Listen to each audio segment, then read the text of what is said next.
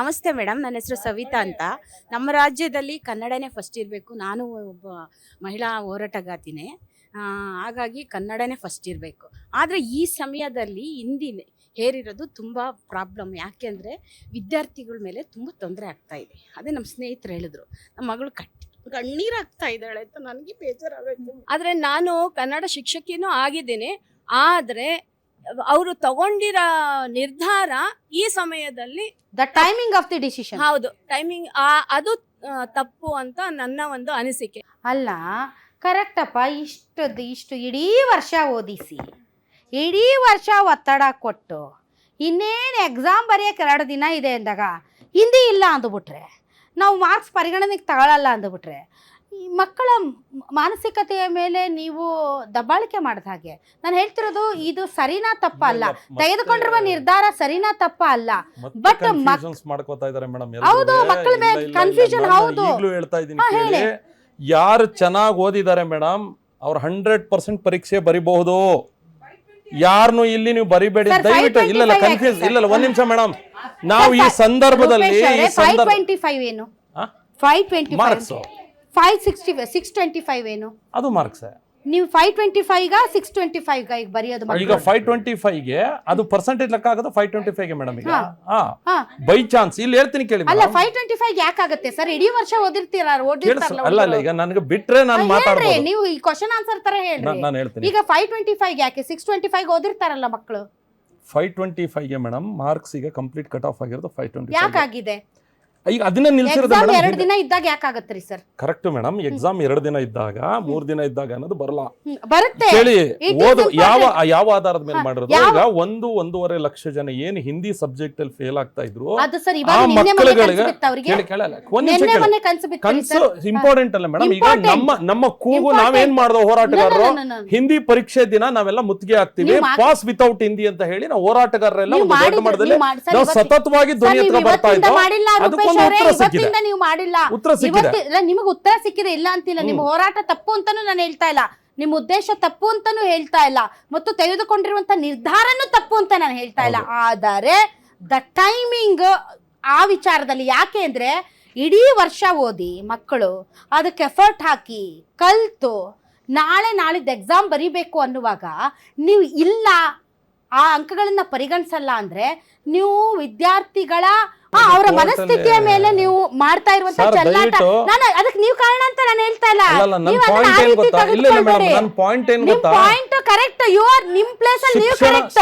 But as a parent, ಒಬ್ಬ ಪೋಷಕರಾಗಿ, ಒಬ್ಬ ವಿದ್ಯಾರ್ಥಿಯಾಗಿ ಇಡೀ ವರ್ಷ ನಾನು ಓದಿ ಇನ್ನೇ ನಾಳೆ ಎಕ್ಸಾಮ್ ಬರೆಯುವಾಗ ಇಲ್ಲ ಅಂಕಗಳನ್ನ ಪರಿಗಣಿಸಲ್ಲ ಅಂದ್ರೆ, ವಿದ್ಯಾರ್ಥಿಗಳ ಮನೋಬಲದ ಮೇಲೆ ನೀವು ಮಾಡ್ತಾ ಇರುವಂತಹ ದಾಳಿ ಮತ್ತು ಚೆಲ್ಲಾಟ. ನೀವು ಏನು ಓದಿದ್ರೆ ಅಷ್ಟು ಮಾರ್ಕ್ಸ್ ನೀವು ಬರ್ರಿ ಅಂತ ಅವಕಾಶ 2025 ಮತ್ತು 26ನೇ ಸಾಲಿನ ಅಕಾಡೆಮಿಕ್ ಇಯರ್ ಸ್ಟಾರ್ಟ್ ಆಯ್ತಲ್ಲ, ಶೈಕ್ಷಣಿಕ ವರ್ಷ, ಆಗಲೇ ಇವರು ನಿರ್ಧಾರವನ್ನು ತಗೊಂಡಿದ್ದಿದ್ರೆ ಮಕ್ಕಳು ಹಿಂದಿ ಕಲಿಯೋದ್ರಲ್ಲಿ ಉಪಯೋಗಿಸುವಂಥ ಟೈಮನ್ನು ಬೇರೆ ಸಬ್ಜೆಕ್ಟ್ಗಳಲ್ಲಿ ಅವರು ಉಪಯೋಗಿಸ್ತಿದ್ರು. ಒಂದು. ಎರಡನೇದು, ಈಗ ಅವರು ನಿರ್ಧಾರ ಮಾಡಿದಾರಲ್ಲ, ಅದು ಈ ಶೈಕ್ಷಣಿಕ ವರ್ಷಕ್ಕೆ ಅಲ್ಲ, 2026 ಮತ್ತು 27ನೇ ಸಾಲಿಂದ ಅದು ಕೌಂಟ್ ಆಗುತ್ತೆ ಅಂತ ಆದರೂ ಮಾಡಬೇಕಾಗಿತ್ತು. ಇದೇನಾಗಿದೆ ಅಂದರೆ, ಅಧ್ಯಾಪಕರನ್ನ, ಪ್ರಾಧ್ಯಾಪಕರನ್ನ, ಸ್ಕೂಲ್ ಕಮಿಟಿಗಳನ್ನು, ಶಾಲೆಗಳನ್ನು, ತಂದೆ ತಾಯಿಗಳನ್ನು ಯಾರನ್ನೂ ಇವರು ಯಾವುದೇ ರೀತಿಯಾಗಿ ಕಾಂಟ್ಯಾಕ್ಟ್ ಮಾಡದೆ ಏಕಪಕ್ಷೀಯವಾಗಿ ನಿರ್ಧಾರ ತಗೊಂಡಿದ್ದಾರೆ. ತೃತೀಯ ಭಾಷೆನಲ್ಲಿ ಕೇವಲ ಹಿಂದಿ ಮಾತ್ರ ಇಲ್ಲ, ಸಂಸ್ಕೃತನೂ ಇರುತ್ತೆ, ಬೇರೆ ಬೇರೆ ಇಂಗ್ಲೀಷು ಇರುತ್ತೆ. ಸೊ ಬೇರೆ ಬೇರೆ ಶಿಕ್ಷಣ ಪದ್ಧತಿನಲ್ಲಿ ಪಡೆಯುವಂಥ ಇದರಲ್ಲಿ ತುಂಬ ಖುಷಿ ಆಗ್ತಾ ಇದೆ. ಯಾಕೆಂದರೆ ಇವತ್ತು ಎಷ್ಟೋ ಜನ ಮಹಿಳೆಯರು ಹೇಳ್ತಾ ಇದ್ರು, ನನಗೆ PCOD ಪ್ರಾಬ್ಲಮ್ ಇತ್ತು ಸರ್, ಥೈರಾಯ್ಡ್ ಪ್ರಾಬ್ಲಮ್ ಇತ್ತು ಸರ್, ಆರಾಮಾಗಿ ನಾನು ಸಣ್ಣ ಆದೆ ಸರ್, ತುಂಬ ಥ್ಯಾಂಕ್ ಯು ಅಂತ ಎಷ್ಟೋ ಜನ ಹೇಳ್ತಾ ಇದ್ರು. ನಿಮಗೆ PCOD ಪ್ರಾಬ್ಲಮ್ ಇರಲಿ, ಥೈರಾಯ್ಡ್ ಪ್ರಾಬ್ಲಮ್ ಇರಲಿ, 100% ನೀವು ಸಣ್ಣ ಆಗಬೇಕು, ಆರೋಗ್ಯದಲ್ಲೂ ಸಮೇತ ತುಂಬ ಚೇತರಿಕೆ ಆಗಬೇಕು ಅಂದರೆ ಪ್ರತಿದಿನ ನಮ್ಮ ಜೀನಿ ಸ್ಲಿಮ್ನ ಯೂಸ್ ಮಾಡಿ. ಯಾಕೆಂದರೆ ಜೀನಿ ಸ್ಲಿಮ್ಮು ಒಂದು ಉತ್ತಮ ಆಹಾರ. ತೃತೀಯ ಭಾಷೆನ ಬೇರೆ ಥರ ತಗೊಳ್ತಾರೆ. ನೀವು ಏನು ಸೈನ್ಸು, ಮ್ಯಾಥ್ಸು ಮತ್ತು ಫಿಸಿಕ್ಸು, ಕೆಮಿಸ್ಟ್ರಿ ತೊಗೊತಿರೋ ಅದ್ರೊಳಗೆ ಬರುವಂಥ ಮಾರ್ಕ್ಸ್ ಮಾತ್ರ MBBSಗೆ ಕನ್ಸಿಡರ್ ಮಾಡೋದು. ನೀವು MBBS ಹೋಗ್ಬೇಕು ಅಂದ್ರೆ ಬಯಾಲಜಿನಲ್ಲಿ ಜಾಸ್ತಿ ಮಾರ್ಕ್ಸ್ ಬರ್ಬೇಕು. ಕೇಳಿಸ್ಕೊಳ್ಳಿ ಮೇಡಮ್, ಒಂದು ನಿಮಿಷ ಕೇಳಿಸ್ಕೊಳ್ಳಿ. PUCಗೆ ಹೋಗ್ಬೇಕಾದ್ರೆ ಯಾವ ಸಬ್ಜೆಕ್ಟ್ ತೊಗೊಂತೀರಾ? PUCಗೆ ಹೋಗ್ಬೇಕಾದ್ರೆ PUCಗೆ ಹೋಗ್ಬೇಕಾರೆ ನೀವು ಸೈನ್ಸ್ PUCಗೆ ಹೋಗ್ಬೇಕಾರೆ ನೀವು ಸೈನ್ಸ್ ತಗೊಳ್ಳೋ ಅಂತವ್ರು ಯಾಕೆ SSLC ನಲ್ಲಿ SSLC ಅಲ್ಲಿ ಕಂಪ್ಲೀಟ್ ಮಾರ್ಕ್ಸ್ ತಗೊಳ್ತಾರೆ. SSLC ನಲ್ಲಿ ಮ್ಯಾಥ್ಸ್ ಅಡ್ಮಿಷನ್ ಗೆ ಕಂಪ್ಲೀಟ್ ಮಾರ್ಕ್ಸ್ ತಗೊಳ್ತಾರೆ. SSLC ನಲ್ಲಿ ಮ್ಯಾಥ್ಸ್ ಸೈನ್ಸ್ ಇಲ್ವಾ? ಇದೆ ಸರ್. ಅದನ್ನ ಪರ್ಸೆಂಟೇಜ್ ಆ ಗ್ರೇಡ್ ಗೆ ಸೆಕೆಂಡ್ PUC ಕರೆಕ್ಷನ್ ಮಾಡ್ತೀನಿ. ಸೆಕೆಂಡ್ PUC ಅಲ್ಲಿ ಮಾತ್ರ ನಿಮ್ಮ ಐಚ್ಛಿಕ ವಿಷಯಗಳೇನಿರ್ತಾವ ಅದರದ್ದು ಪರ್ಸೆಂಟೇಜ್ ತಗೋತಾರೆ. SSLC ಅಲ್ಲಿ ಸಂಪೂರ್ಣ ಫಲಿತಾಂಶದ ಶೇಕಡಾವಾರು ತಗೊಳ್ತಾರೆ. ಸಂಪೂರ್ಣ ಫಲಿತಾಂಶ 625 ಇದ್ದಿದ್ನ 525 ಇಳಿಸಿದ್ದಾರೆ. ನೀವ್ ಏನ್ ಇಂಗ್ಲಿಷು ಇದನ್ನ ಹಿಂದಿ ಮತ್ತೆ ಸಂಸ್ಕೃತ ಅಲ್ಲ ಟೈಮಿಂಗ್ಸ್ ಈಗ ಅದನ್ನ ಕನ್ಫ್ಯೂಷನ್ ಮಾಡ್ಕೊಂಡು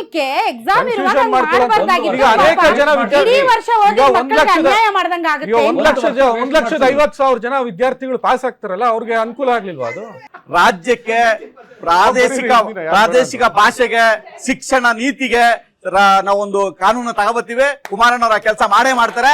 ನಾವು ಕನ್ನಡಿಗರ ಪರವಾಗಿ ಕೆಲಸ ಮಾಡ್ತೀವಿ. ಅವಕಾಶ ಮಾಡಿಕೊಡಿ. Thank you very much. ತಾವೆಲ್ಲರೂ ಇಷ್ಟೊತ್ತು ಕಾರ್ಯಕ್ರಮದಲ್ಲಿ ಭಾಗವಹಿಸಿದ್ರಿ. ನೋಡಿದ್ರಲ್ಲ ವೀಕ್ಷಕರೇ, ಸರ್ಕಾರ ಹಿಂದಿ ಹೇರಿಕೆಯ ಬಗ್ಗೆ ಒಂದು ನಿರ್ಧಾರವನ್ನ ತೆಗೆದುಕೊಂಡಿದೆ.